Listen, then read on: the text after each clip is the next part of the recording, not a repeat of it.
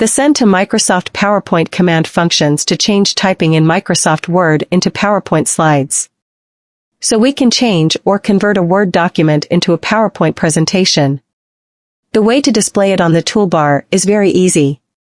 First, go to Customize Quick Access Toolbar, then select More Commands. Then Word option will appear. In the Choose Commands section, change from Popular Commands to All Commands.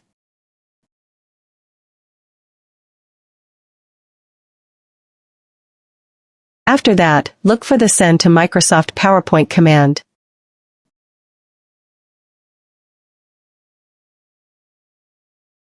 After you get it, click and select Add. Then click OK to save and display the Send to Microsoft PowerPoint command on the Microsoft Word toolbar. After that, the Send to Microsoft PowerPoint command will appear on the toolbar. How easy, right? Hopefully this tutorial can be useful for all of you. See you in the next video.